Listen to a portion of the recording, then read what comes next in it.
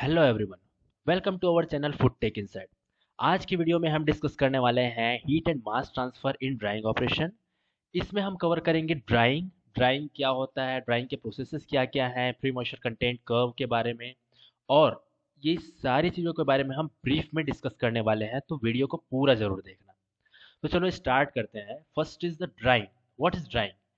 Drying is the process of removal of small amount of liquid, that is water, volatile liquid or moisture by application of heat to obtain dry solid or dry product. So in theory of drying, there are two operations involved. First one is the heat transfer and second one is the mass transfer. अब heat transfer क्या होता है?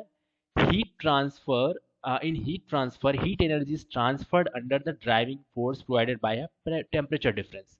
So heat transfer में measure temperature difference जो है वो role play करता है। तो हीट ट्रांसफर ज्यादा कब होगा? जब हमारा टेम्परेचर डिफरेंस ज्यादा होगा। Okay. And also to the properties of the transfer system characterised by the heat transfer coefficient. ये क्या होता है? हीट ट्रांसफर कोएफिशिएंट को हम कैसे समझ सकते हैं? It is a measure of the ability of a material और इंटरफेस टू कंडक्ट हीट। ठीक है। सो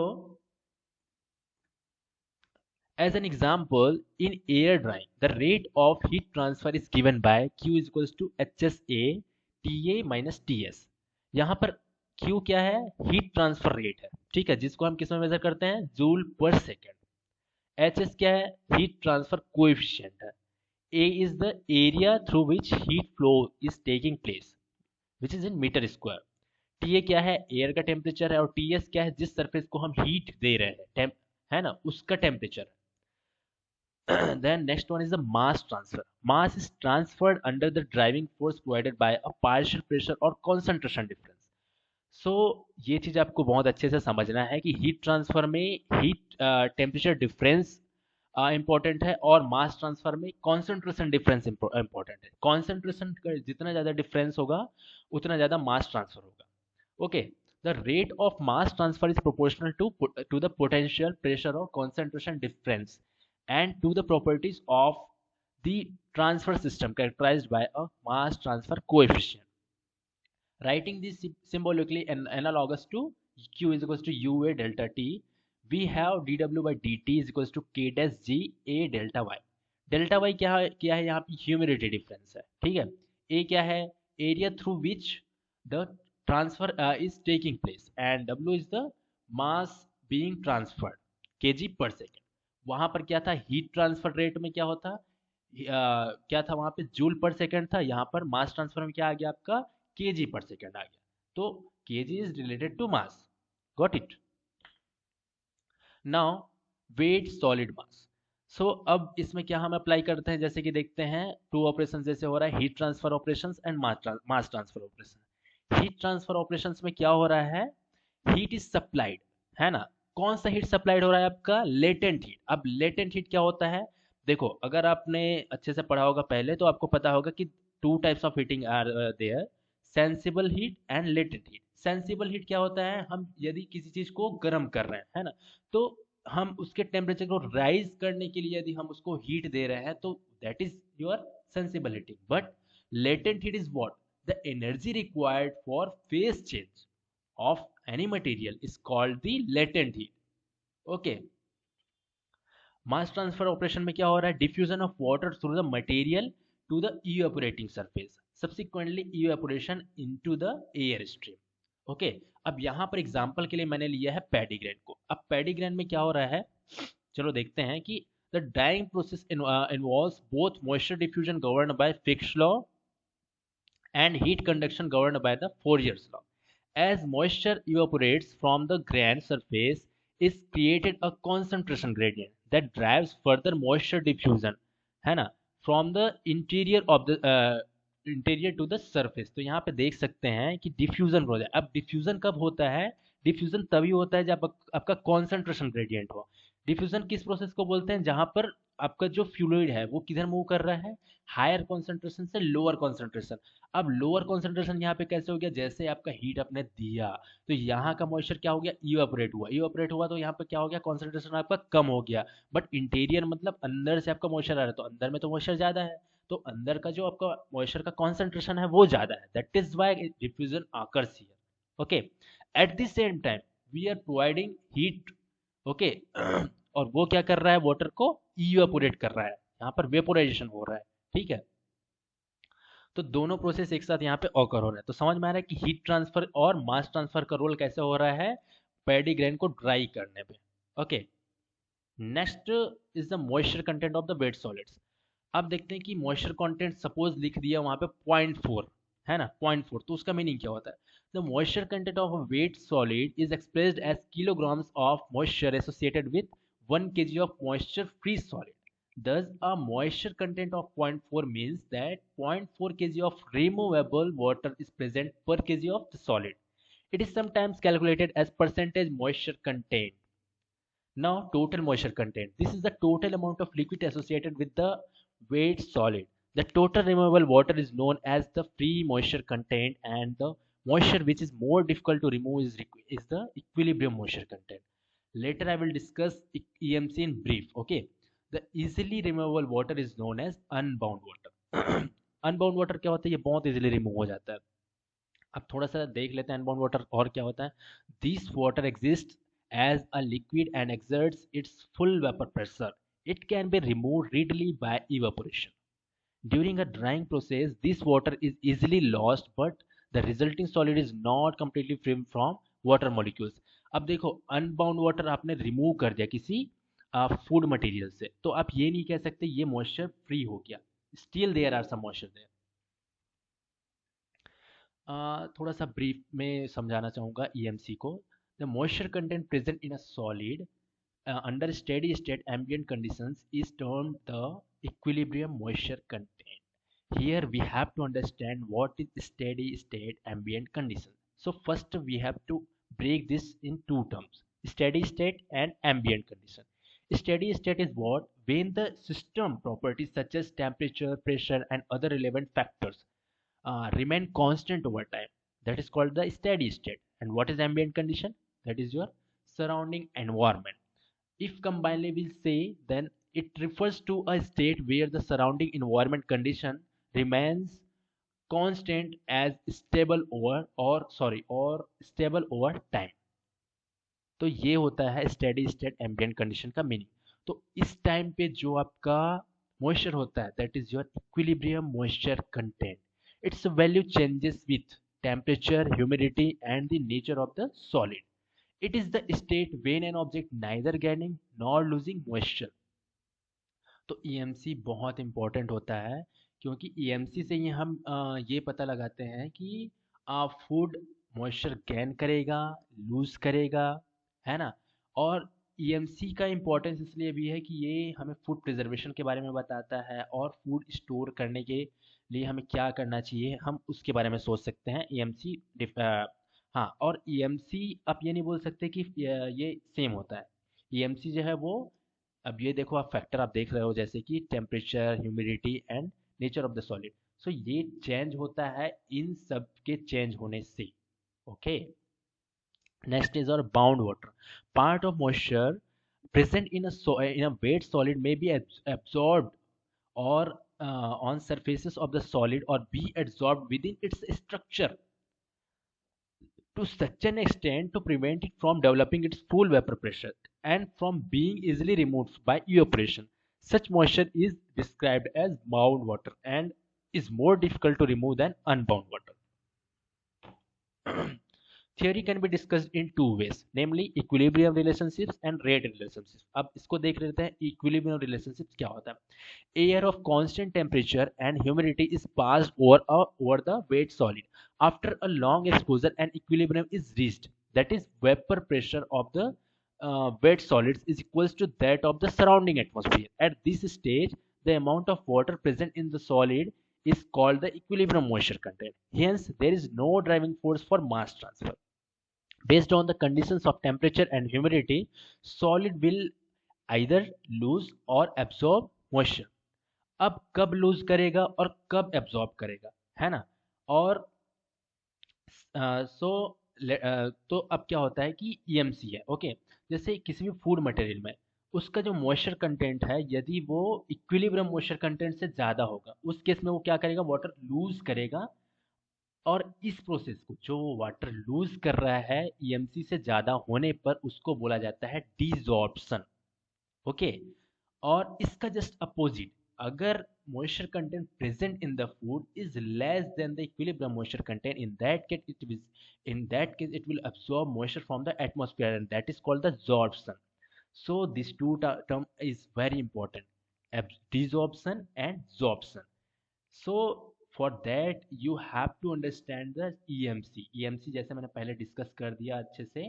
तो आपको वो जानना बहुत ज़रूरी है डिसॉर्प्शन और जॉर्प्शन को अंडरस्टैंडिंग करने के लिए। Okay. So in simple terms I have written here two statements like moisture in solid is greater than EMC is equals to desorption. Moisture in solid less than EMC is equals to absorption. Now I want to clear a bit here about the EMC and desorption and absorption with the pictures. Okay, so see here in this picture it is a wet mass. Okay, so यहाँ पे क्या हो रहा है, आपका आपका जो amount of water है that is your EMC. EMC क्या होता है, एक बैलेंस, आप मान के चलो कि ये एक बैलेंस है, ठीक है। आपका ईएमसी पे अगर मॉइस्चर कंटेंट है ना, तो वो ना तो मॉइस्चर गेन करेगा ना तो मॉइस्चर लूज करेगा।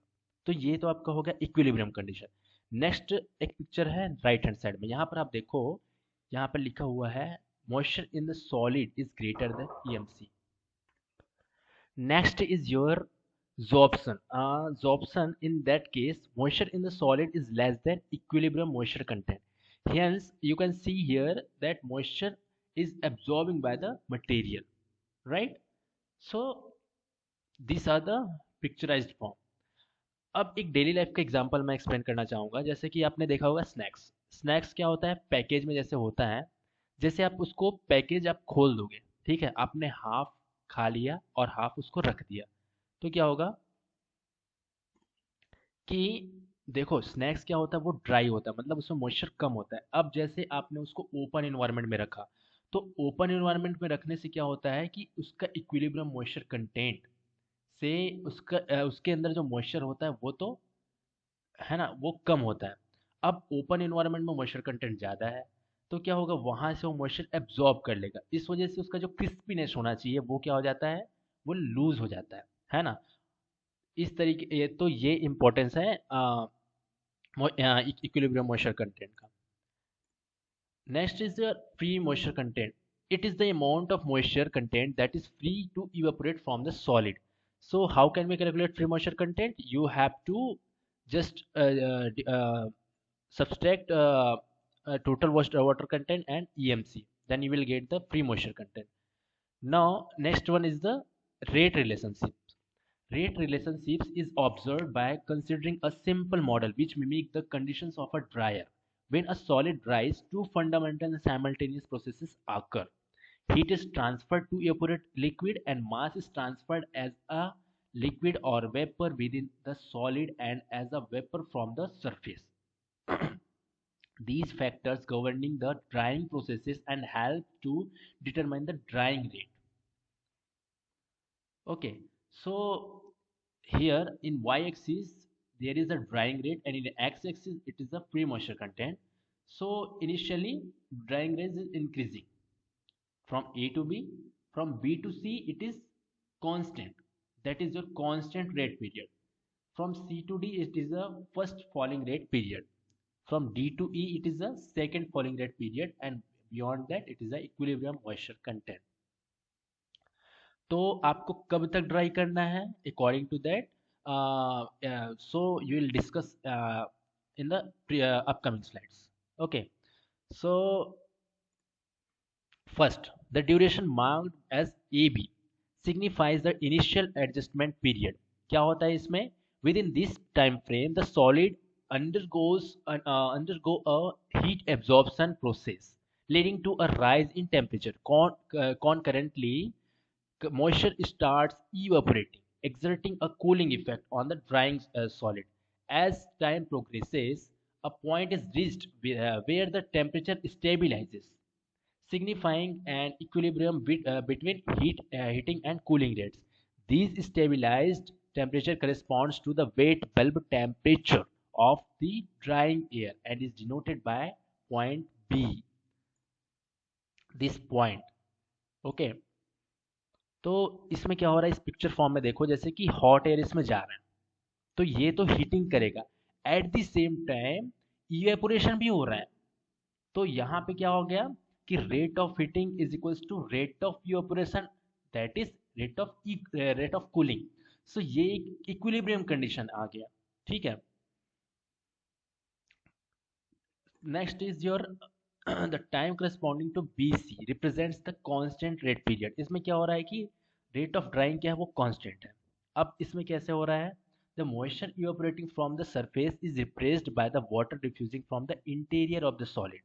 The rate of diffusion is equals to the end of the constant rate, point C, is referred to as the critical moisture content। इस फिगर में देख सकते हैं, ये critical moisture content है आपका, है ना। सो यहाँ पे डिफ्यूजन हो रहा है। अब डिफ्यूजन मैंने पहले भी थोड़ा डिस्कस किया था, जैसे कि अब आपने हॉट एयर दिया है ना, ये वेट मटेरियल है, तो यहाँ पर क्या होगा कि यहाँ का आपका जो मॉइस्चर है वो क्या होगा, इवेपोरेट होगा। अब यहाँ का मॉइस्चर इवेपोरेट हो गया तो यहाँ का कॉन्सेंट्रेशन क्या हो जाएगा, कम हो जाएगा compare to the interior of the food material. तो यहाँ से क्या होगा, डिफ्यूजन क्या होता है, moving of a liquid from a higher concentration to the lower concentration. तो भाई यहाँ पे तो कॉन्सेंट्रेशन लो है, यहाँ पर कॉन्सेंट्रेशन ज्यादा है, तो इससे डिफ्यूजन हो रहा है। यहाँ पे अब ये इसमें क्या होता है कि rate of evaporation is equals to rate of diffusion. Rate of evaporation किस पे डिपेंड है, वहां यहाँ पे रेट ऑफ डिफ्यूजन पे डिपेंडेंट है, ठीक है। ये किस किस पीरियड में हो रहा है, आपका कांस्टेंट रेट पीरियड में। Next is your the time corresponding to CD represents the first falling rate period और unsaturated surface drying. At this point the surface of the solid is no longer saturated and the drying rate of drying decreases with the decrease in the moisture content. यहाँ पे क्या हो रहा है कि rate of evaporation क्या हो रहा है आपका ज्यादा है, किससे, रेट ऑफ डिफ्यूजन से। इस वजह से तुम्हारा ड्राई रेट, आपका ड्राई रेट क्या हो रहा है, वो कम हो रहा है। और इसके वजह से क्या हो रहा है, that decreases with decrease in the moisture content, thereby dry spots begin to appear। अब भाई यहाँ पे मॉइस्चर कंटेंट जैसे कम होगा तो आपको ड्राई स्पॉट्स इस तरीके से दिखना स्टार्ट हो जाएगा, okay. The point is referred to as the second critical point। At this point, the film of surface water is completely evaporated। अब यहाँ पे आपको वाटर का फिल्म यहाँ पे नहीं दिखेगा, ठीक है, क्योंकि वो ड्राई स्पॉट्स में कन्वर्ट हो चुका है। Next, the time corresponding to D represents the second falling rate period। During this period, the rate of drying is falls even more rapidly than the first falling rate। During this period, the rate of drying is largely independent of conditions outside the solid and is dependent on the rate of diffusion of vapor, liquid diffusion, and capillary movement of moisture to the surface of the solid। Point is E is referred to as the equilibrium moisture content। Got it? तो यहाँ पे rate of drawing किसके directly proportional है, rate of diffusion of water vapour के। सो ये होता है आपका सेकंड फॉलिंग रेट पीरियड में, ठीक है। Then beyond E the drying rate is equals to zero. क्यों जीरो हो गया, क्योंकि आपका EMC अब अचीव हो गया। आप इसके इससे आगे आप ड्राई करना, आपका टाइम का भी वेस्टेज है और एनर्जी का भी वेस्टेज है ना। The curve may have different shapes for different level of moisture. तो इस तरीके से ड्राइंग रेट कर्व में आपको समझाया गया। Hope so this video is informative for you. Thank you for watching full video। Kindly subscribe to our channel, and if you have any doubt you can mail us or you can put your questions on the comment box। In the next video I will discuss the formulas and numericals regarding to that। उसके बाद फिर मैं dryers के बारे में discuss करूंगा, different types of dryers, उसके principal, working principle, उसके बेस में हम न्यूमेरिकल करेंगे। So thank you.